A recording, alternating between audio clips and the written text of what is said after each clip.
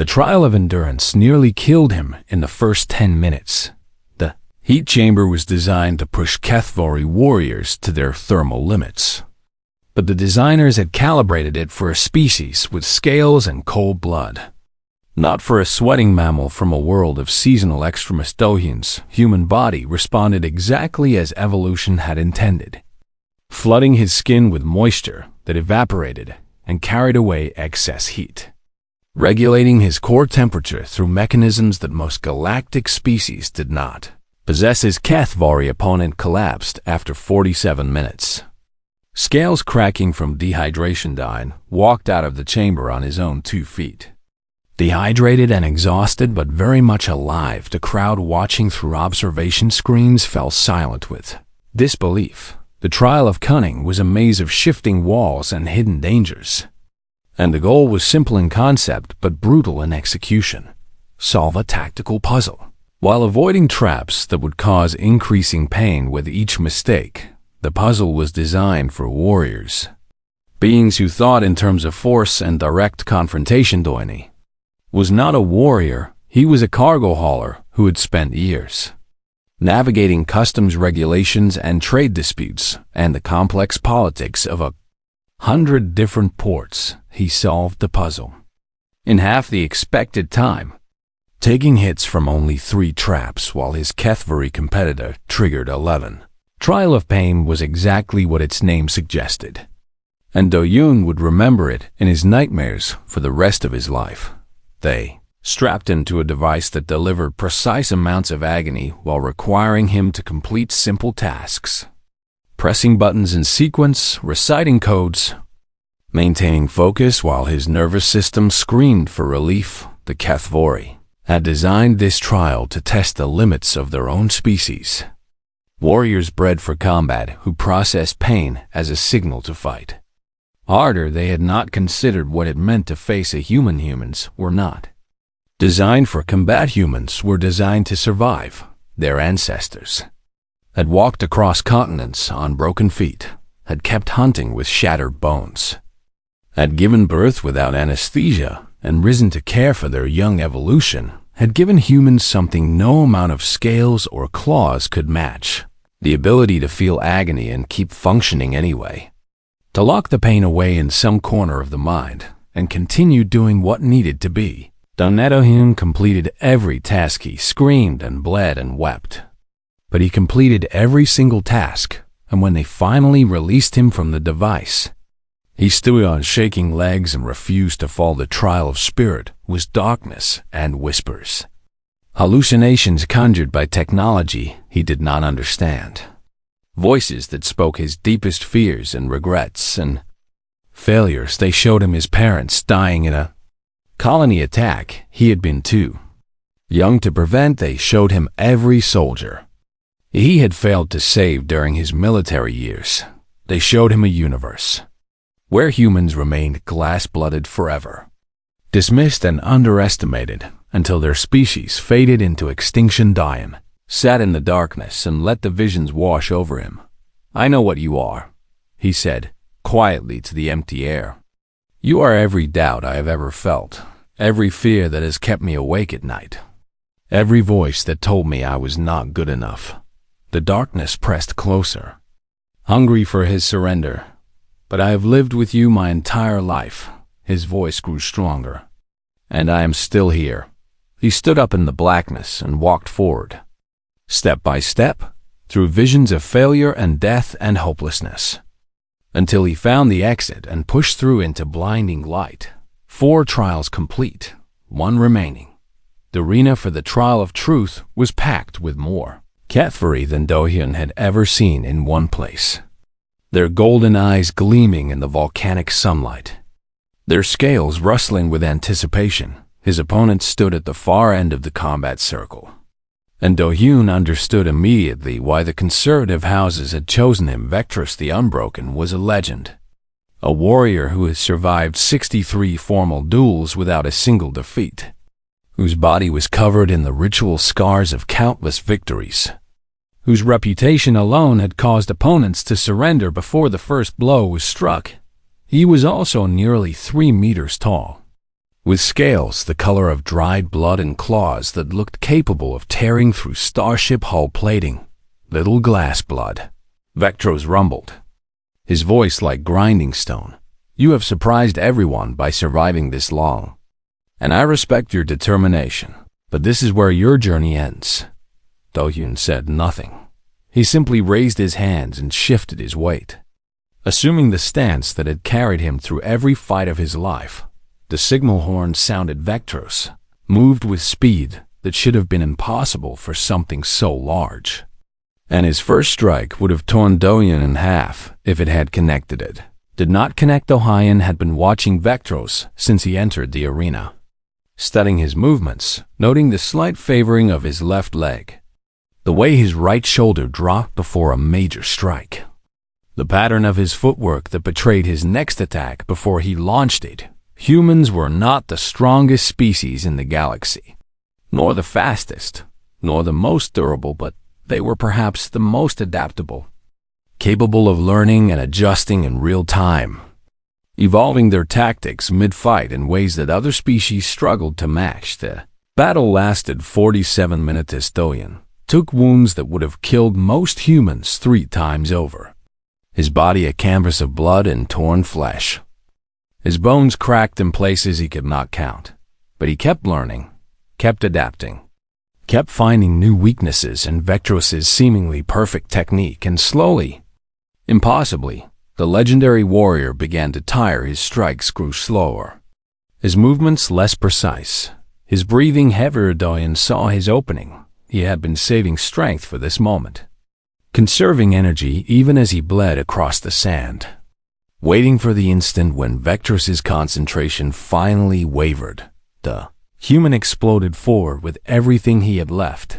He slipped past Vectros' desperate swing, drove his knee into the back of the giant's leg, and when Vectros stumbled, Do-hyun was already climbing, wrapping himself around that massive body, finding the gap between scales where the throat was vulnerable. He squeezed. Vectros thrashed and roared and clawed, but Do-hyun held on with the grip of a species that had strangled predators and choked out rivals and survived through sheer stubborn refusal to let go. 30 seconds. 40 seconds. Vectros the Unbroken fell to his knees. 50 seconds. His clawed hand slapped the sand 3 times. The arena Arab Tedvalith was the first to reach him when he finally released his grip and collapsed onto the blood-soaked sand, her scaled hands cradling his broken human body, her golden eyes filled with tears that HFY were not supposed to shed. You did it, she whispered. You actually did it. Do-hyun tried to smile, but his face did not seem to be working properly. Glass blood. He managed to croak, still standing. 3 months later, the bonding ceremony was the largest gathering of noble houses in a generation. They came from across HFY to witness a human formally accepted as a bonded warrior, the first non-HFY in their entire history to achieve such an honor. Kang Do-hyun stood beside Valeth Sindar with his scars proudly displayed, and his dark eyes clear when she offered him the ritual blade to complete the blood bond. He took it without hesitation, and across 100 worlds, in ports and stations and colonies where humans had always walked with their heads down, the news spread like a shockwave. One of their own had proven what they had always known in their hearts: you did not need claws or armor or venom to be a warrior. You just needed to refuse to fall. The end. HFY was a world of fire and stone, and Kang Do-hyun hated it from the moment he stepped off the transport ship. The air was thick with volcanic ash that burned his lungs.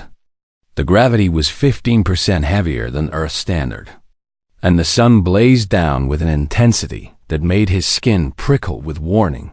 Everywhere he looked, he saw warriors HFY of all ages trained in open courtyards, their scales gleaming as they practiced combat forms that had been refined over thousands of years.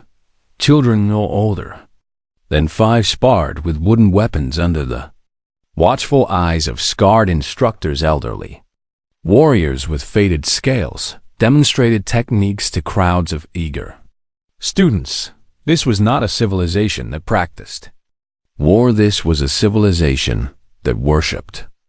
Velith led him through the streets of the capital city toward her family's ancestral compound, and Do-yoon felt 1,000 golden eyes tracking his every movement. The whispers started almost immediately. Is that a human? Why would Velith bring a glass blood to the homeworld? Has House Sindara finally lost all dignity? Do-yoon kept his expression neutral and his posture relaxed, because he had learned long ago that showing weakness to predators only encouraged them. The Sindara compound was smaller and more worn than the gleaming fortresses they had passed, and the guards at the gate looked at Velith with something between pity and contempt inside. A male HFY waited in the entrance hall, his scales a darker shade of green than Velith's, and his golden eyes burning with barely contained fury. "Sister," he said, the word dripping with disdain, "I heard rumors that you had returned with a new warrior candidate, but I refuse to believe you could be so foolish." "Brother Korath," Velith replied with cold formality, "I did not realize you would be here to greet me. Our mother sent me." Korath's gaze shifted to Do-yoon, and his lip curled in disgust. "She wanted me to see the creature you intend to bond with and report back on whether you have truly gone insane. The human has a name," Do-yoon said, quiet. Licorice scales flared with surprise, as if he had not expected the glass blood to speak. "Kong Do-yoon," Do-yoon continued, "and I have killed beings much larger and more impressive than you. So I suggest you adjust your tone." The silence that followed was absolute. Velith's scales had gone pale with shock, and several servants in the background had frozen in place. And Korath was staring at Do-yoon with an expression that cycled through disbelief and rage, and something that might have been grudging interest. "You dare threaten a son of House Sindara in his own ancestral home?" "I stated a fact." Do-yoon met the HFY's golden eyes without flinching. "You can interpret it however you wish." Korath's claws extended with a soft click, and his tail swept the floor behind him, and every line of his body screamed violence. "Perhaps I should test the skills my sister claims you possess," he growled. "A teaching duel, to assess whether you are worthy of breathing HFY's sacred air." "Korath, no." Velith stepped forward. He has not even had time to rest from the journey. If he cannot fight tired, he cannot fight at all. Korath's teeth gleamed in what might have been a smile. "Unless the human wishes to admit his weakness and save us all the embarrassment." Do-yoon looked at Velith, then back at Korath, then around the entrance hall at the gathered servants and guards, who were watching with hungry anticipation. Understood what was happening. This was not about testing his skills or protecting family. Honor. This was about humiliating Velith by destroying her glass-blooded pet in front of witnesses, and if Do-yoon refused, the humiliation would be even worse. He had seen this game played on 100 worlds in 100 different ways. "Where do we fight?" Korath's scales rippled with savage pleasure. "The family training circle? In 1 hour, and the entire household will bear witness." He turned and strode away, and Velith grabbed Do-yoon's arm the moment her brother was out of sight. "You should not have accepted." Her voice was urgent and low. "Korath has been training since birth. He has killed 11 opponents in formal duels, and he will not hold back simply because you are unbonded." "I know. Then why did you agree?" Do-yoon looked at her with tired eyes. "Because refusing would have destroyed your reputation completely. And then our agreement would be worthless." Velith's grip on his arm loosened. "You are protecting my honor?" "I am protecting our deal." Do-yoon pulled his arm free and walked toward the guest quarters she had pointed out earlier. "Show me where I can prepare." 1 hour later, Do-yoon stood in the center of a sand-covered circle, while nearly 100 HFY watched from the surrounding galleries. Korath faced him from 10 meters away, his scales oiled and gleaming, his claws fully extended, his tail swaying with predatory anticipation. The rules had been explained in excruciating detail, and Do-yoon had listened to none of them. Rules were for people who expected to win through conventional means. The signal to begin was a single note from a ceremonial horn, and the sound had barely faded before Korath launched himself across the circle with terrifying speed. Ohyun had been expecting the charge he had watched HFY warriors training during their walk through the city, had noted how they favored overwhelming aggression in the opening moments of combat, had seen how they used their superior size and natural weapons to end fights before they truly began. Korath expected to hit a soft target and feel bones break beneath his claws. Instead, he hit empty air. Going had dropped low and rolled sideways at the last possible moment.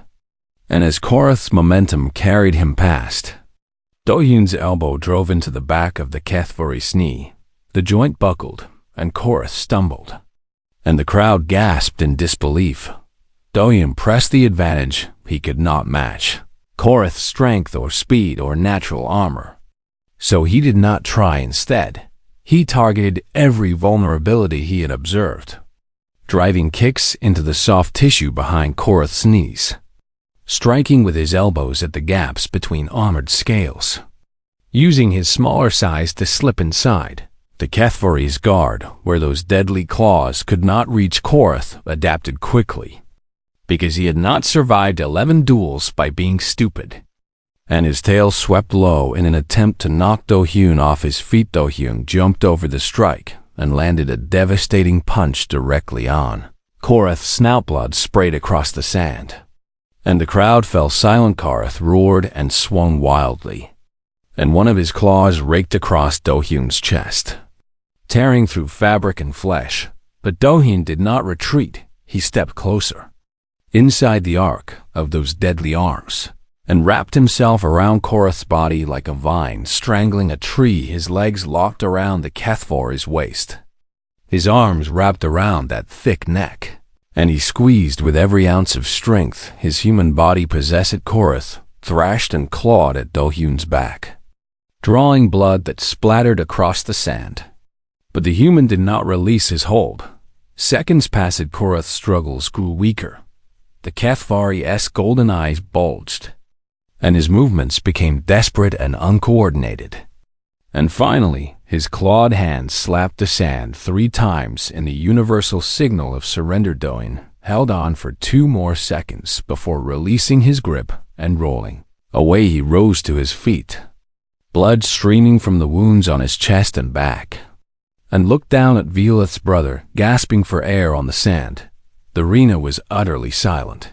Then Velith began to clap, alone at first, the sound echoing off the stone walls one by one. Other HFY joined her, until the entire gallery was filled with the thunder of scaled hands striking together. Do-hyun did not acknowledge the applause. He simply turned and walked out of the circle, leaving bloody footprints in the sand behind him. He had made his point now. He needed to find somewhere to bleed in peace. The news of Korath's defeat spread across HFY like wildfire through dry brush within 3 days. Every noble house on the planet knew that a human had defeated a son of House Sindara in single combat, and the reactions ranged from fascinated curiosity to murderous outrage. Do-hyun spent those 3 days recovering from his wounds and watching Velith navigate increasingly hostile political waters. Visitors came to the Sindara compound at all hours, some genuinely interested in meeting the glass-blooded warrior. Others, clearly hoping to intimidate or threaten Velith, handled them all with grace and steel, never backing down, never apologizing, defending her choice to claim Do-hyun with a conviction that surprised him on the 4th day. The summons arrived. A coalition of 7 conservative houses had filed a formal challenge with the Noble Assembly, demanding that Velith either retract her claim on the human or submit him to the crucible of voice. Velith's face had gone pale when she read the document, her scales losing their luster as if the blood had drained from her entire body. "What is the crucible of voices?" Do-hyun asked. She did not answer immediately, and when she finally spoke, her voice was barely above a whisper. "It is an ancient trial designed to test the worthiness of warriors who wish to bond with noble bloodlines. She looked up at him with golden eyes filled with something he had never seen in her before, something that looked almost like fear. 5 challenges created by 5 noble houses, each one meant to push a warrior to their absolute limits. And the catch? The Crucible has a 40% fatality rate among HFY warriors. Veela's hands trembled as she set down the document. For a human, it would be a death sentence. Da-hyun considered this information. Can you refuse? If I refuse, I must publicly retract my claim and admit that I was wrong to consider a human worthy of bonding. Her scales flushed with shame. How Sindara would never recover from such humiliation. Then, we do not refuse. Veela stared at him as if he had suddenly grown a second head. Did you not hear what I said? The Crucible will kill you. Probably, Do-hyun agreed. But refusing will destroy everything you have worked for. And I did not come all this way to watch your house crumble over my survival. I never meant for this to happen. Veela's voice cracked. And for the first time since they had met, she looked fragile. I brought you here to restore my family's honor, not to send you to your death. Do-hyun was quiet for a long moment. When I was young, I believed that skill and courage and doing the right thing would be enough to earn respect, he said finally. I learned very quickly that the galaxy does not work that way. That soft species like humans will always be underestimated no matter what we accomplish. He met her golden eyes directly. I spent years accepting that judgment, telling myself that it did not matter what others thought, that I should just keep my head down and survive. And now? Now I have a chance to prove them all wrong. A cold fire burned in his dark eyes, not just for myself, but for every human who has ever been called glass-blooded. Veela opened her mouth to argue, but something in his expression stopped her. You would risk death for the honor of a species that is not even here to witness it. Someone has to be first. Do-hyun stood and walked toward the window, looking out at the volcanic landscape of HFY. Someone has to show the galaxy what humans are truly capable of. And it might as well be me. You are either the bravest being I have ever met or the most foolish. Probably both. The Crucible was scheduled to begin 7 days later, and Do-hyun used every hour to prepare. Veela provided him with information about the 5 challenges he would face, gathered through bribery and political maneuvering that probably cost her family dearly. The first challenge was the trial of endurance, a heat chamber that would push any warrior's body to the edge of thermal collapse. The second was the trial of cunning, a tactical puzzle that had to be solved while under physical duress. The third was the trial of pain, which involved enduring increasing levels of agony while completing simple tasks. The fourth was the trial of spirit, a test of psychological resilience that Veela could learn nothing about no matter how many credits she spent. And the fifth was the trial of truth, single combat against a champion chosen by the coalition of conservative houses. Do-hyun studied each challenge carefully, looking for advantages his human biology might provide. He found more than he expected. Humans had evolved on a world of extreme environmental variation, and their bodies possessed thermoregulation abilities that most galactic species lacked. Humans were endurance predators, designed to outlast prey through sheer stubborn persistence rather than overwhelming force, and humans had developed something that few other species truly understood: the ability to compartmentalize pain and keep functioning through injuries that would incapacitate most beings. The galaxy thought humans were weak because they lacked natural weapons and armor. The galaxy had never considered that weakness itself could be a weapon, that the need to survive without biological advantages had forced humans to develop mental and physical resilience that bordered on the supernatural. On the morning of the Crucible, Do-hyun stood at the entrance to the proving grounds with Veela at his side. Thousands of HFY had gathered to watch. their golden eyes gleaming with anticipation. And most of them clearly expected to see a glass-blooded human die for their entertainment. "You can still withdraw," Valus said quietly. "I will find another way to save my house." "No, you will not." Do-yoon looked at her with something that might have been affection. "And we both know it. If you die in there, then you will find another warrior and try again." He cut her off gently. "But I do not intend to die today. How can you be so calm?" Do-yoon smiled, and it was not a pleasant expression, because I have spent my entire life being told what I cannot do, what I am not capable of, what my species will never achieve. His dark eyes hardened. "And I have spent my entire life proving those voices wrong." He turned toward the proving grounds entrance. "Today will be no different." Valith watched him walk through the gates with her heart pounding in her chest. And she found herself doing something she had not done since childhood. She prayed not to the warrior gods of her people, but to whatever force had created a species stubborn enough to fight without weapons, fragile enough to break under any claw, and determined enough to keep standing no matter how many times they fell. She prayed for a miracle, and somewhere in the depths of the proving grounds, Kang Do-hyun prepared to deliver one. Kang Do-hyun sat on a rusted medical table in the back of a cheap clinic and watched an automated surgery. Arms stitch his torn flesh back together. The pain was distant and dull, filtered through whatever cheap anesthetic the machine had injected into his system. And he found himself thinking about home Earth was 17 jump gates away, and his ship was sitting in an impound yard. And he had exactly 42 credits to his name. The debt collector he had just fought had been the second one this week, and there would be more coming, because the customs officials on this station had decided to make an example out of a human smuggler who did not exist. Do-hyun was not a smuggler, had never carried anything more illegal than expired food supplements. But someone had forged cargo manifests with his ship's registration codes.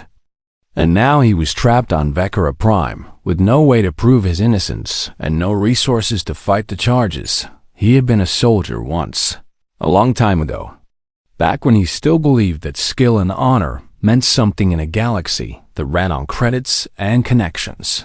Those days were gone. Now he was just a cargo hauler trying to survive.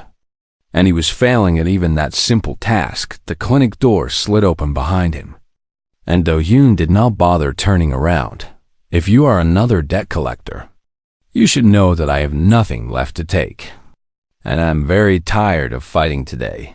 I'm not here to collect anything," a female voice replied, smooth and cold and precise. "I am here to offer you something."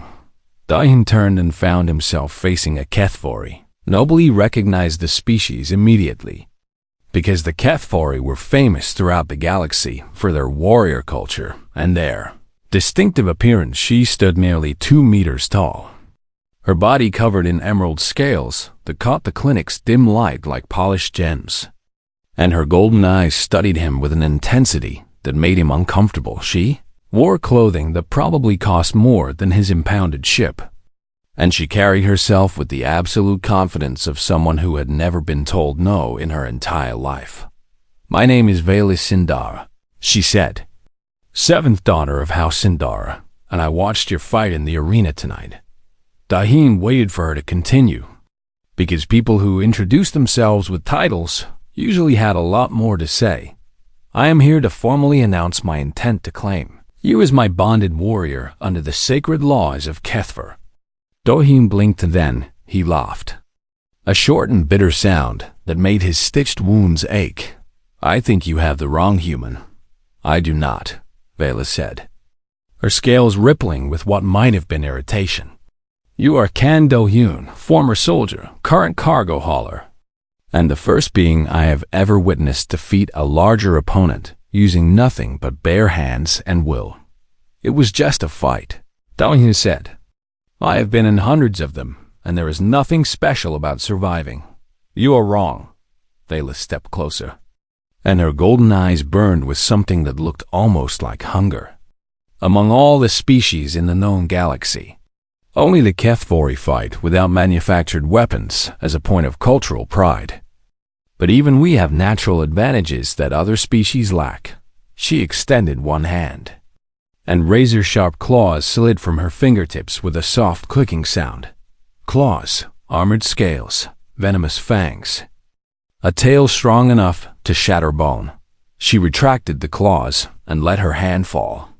We are born with weapons built into our bodies, and we have always believed this made us superior. And then you saw a soft little human win a fight with his bare hands. Dunnan said flatly, "Yes." Villa's voice dropped to something almost like reverence. "I watched you defeat a Garn champion with nothing but flesh and determination. And I realized that I have been looking for the wrong kind of warrior." Daihin stood and faced her directly. Ignoring the pain in his legs, "I appreciate the compliment, but I am not interested in being anyone's property."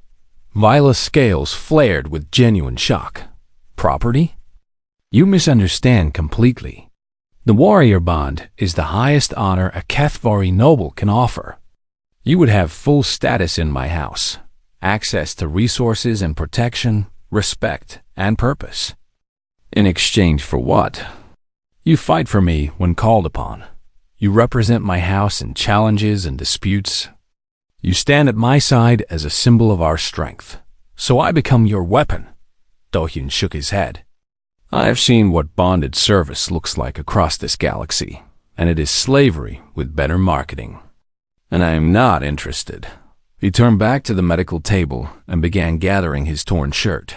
"What would it take to change your mind?" Dohyun paused.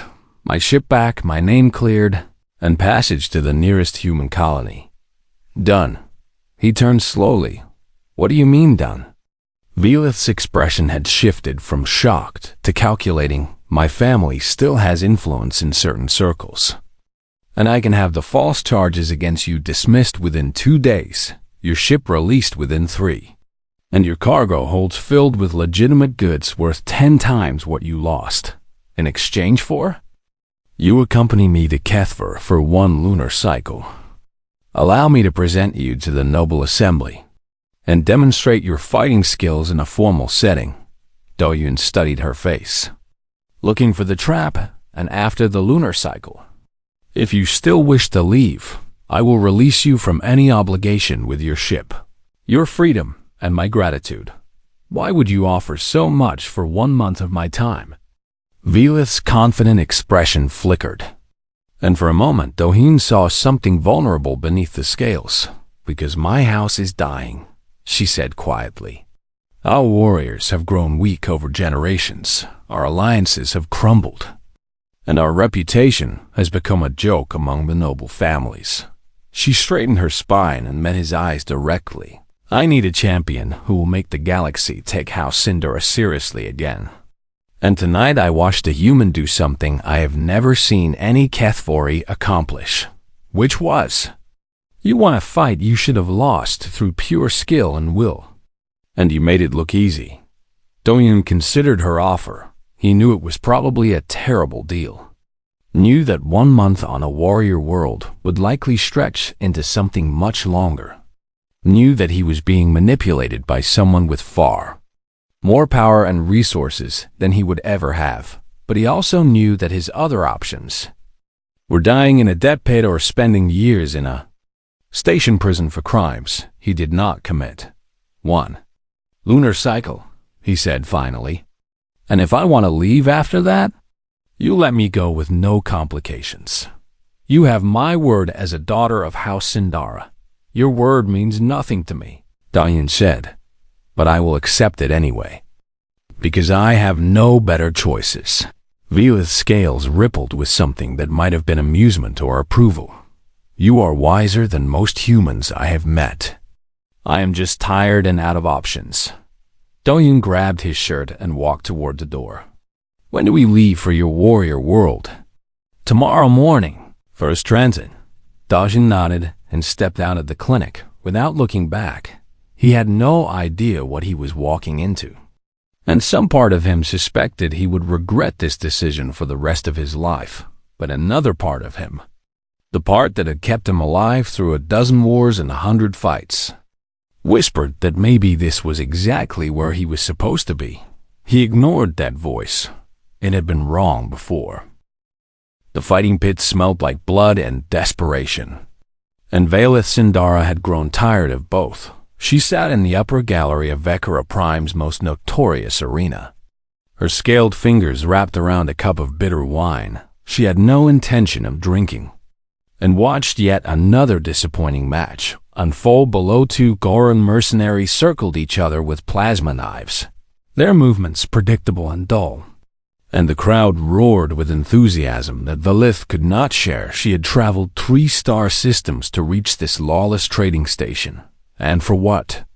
Every warrior she had observed relied on weapons or armor or cybernetic enhancements, and not a single one had shown the raw martial spirit her dying house so desperately needed. The Kethvari were a proud people, and their entire civilization had been built on a sacred bond between noble bloodlines and worthy warriors. But how Sindara had fallen far from its former glory. Valeth was the 7th daughter of a 7th daughter, and her family's reputation had crumbled over 3 generations of weak alliances and weaker warriors. If she returned home without a champion worth bonding, her house would fade into history within a decade. The Goran match ended with a spray of purple blood, and the crowd screamed their approval. And Valeth felt nothing but emptiness. Then the announcer's voice crackled through the arena speakers. Next match. That satisfaction duel. The challenger is Torak the Crusher, veteran of 47 pit victories. A massive Goran stepped into the arena, his forearms thick with muscle and his tusked face split into a confident grin. The crowd cheered, and Valeth prepared to look away from what would surely be another boring slaughter. The debtor is a human cargo hauler, name registered as Kang Doyan. Valeth's attention snapped back to the PETA human. She leaned forward as a figure was shoved through the arena gates, and what she saw made her second heart skip a beat. The human was unremarkable by galactic standards. A male of average height with dark hair and tired eyes and skin that looked soft enough to tear with a gentle claw. He wore simple work clothes stained with engine grease, and he carried no weapons at all. The crowd erupted in laughter. Valeth understood their amusement, because humans were known throughout the galaxy as clever but fragile, and the Kethvari had a name for them that translated roughly to glass-blooded. They were good with machines and words and trade negotiations, but everyone knew they were useless in combat. This human was going to die, and it would not even be entertaining. The Goran, called Torak, spread all 4 arms wide and bellowed, a challenge that shook the arena walls. And the human just stood there, watching, his expression unreadable. Little glass blood. Torak shouted, "I will make this quick. You owe my employer 3,000 credits, and your ship has already been claimed. All that remains is your pain." The human said nothing.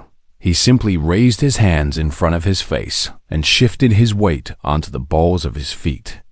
And something about the movement made Valeth's scales prickle with sudden interest. Orok, charged with the confidence of a predator who had never known defeat. All 4 fists swinging in a brutal combination that should have reduced the human to a broken mess on the arena floor. The human was not there. He slipped sideways with a speed that seemed impossible for his species, and his elbow cracked against the Goran's temple with a sound like breaking stone. Torak stumbled, more surprised than hurt, and the crowd's laughter died into confused murmurs. The human pressed forward. He moved like water around rocks, flowing past every swing and grab. And each time he made contact, it was with devastating precision. He drove his knee into the Goran's midsection, and when Torak doubled over, the human grabbed one of his upper arms and twisted it at an angle that made Valeth wince. The snap of breaking bone echoed through the suddenly silent arena. Torak screamed and swung wildly with his remaining arms, but the human ducked beneath every blow and answered with strikes of his own, targeting the soft tissue around the Goran's eyes and throat and the vulnerable joints where his natural armor was thinnest. This was not luck. Valith realized with growing amazement. This was skill. The human fought with a brutal efficiency she had never witnessed in any species, using nothing but his own body as a weapon, turning his opponent's size and strength into weaknesses to be exploited. Torek was bleeding from a dozen wounds now. His confidence shattered, his movements growing desperate and clumsy. The human gave him no time to recover. He feinted left and struck right. And when the Garan raised his arms to protect his face, the human dropped low and swept his legs out from under him. Tarek crashed to the arena floor. And before he could rise, the human was on him. He wrapped his legs around the Garan's thick neck and squeezed, his soft human muscles somehow generating enough pressure to cut off blood flow to that massive brain. Torek thrashed and clawed at the human's legs, drawing blood that splattered across the dirt. But the human did not release his hold. His face was calm, almost peaceful, even as his flesh was being torn. 30 seconds passed. Torek's struggles weakened. 40 seconds. The Goran's forearms fell limp at his sides. The human held on for another 10 seconds before releasing his grip and rolling away. And he rose to his feet with blood streaming down his legs and a cold fire burning in his eyes. The arena was utterly silent. Velith found that she had risen from her seat without realizing it. Her cup of wine forgotten and spilling across the gallery floor. She had spent her entire life among warriors, had trained with the finest fighters on Kethfor, had watched countless champions demonstrate their skill in the sacred dueling circles of her homeworld. She had never seen anything like this. The Kethfari fought with their natural weapons, with claws and fangs and armored tails, and they took great pride in their ability to battle without manufactured tools. But even they had biological advantages that other species lacked. This human had nothing. No claws, no armor, no venom, no natural weapons of any kind. His skin was soft enough to cut with a dull blade. His bones were fragile compared to most galactic species, and his muscles were small and weak by any objective measure. Yet he had just defeated a Garan champion in single combat, using nothing but his bare hands and his will to survive. The crowd finally found its voice, and the arena erupted in shocked cheers and confused shouting. But Valith heard none of it. Their two hearts were pounding in perfect synchronization for the first time in years, and her mind was racing with possibilities she had never considered. The human limped toward the arena exit, leaving a trail of blood behind him, and he did not look back at the unconscious Garan or the screaming crowd. He simply walked away, as if defeating an opponent twice his size was nothing worth. Celebrating Valith made her decision before he reached the gate. She did not know this human's name or history or why he had been fighting in a debt pit on a lawless station, but she knew one thing with absolute certainty: she was going to claim him as her warrior, and nothing in the galaxy would stop her.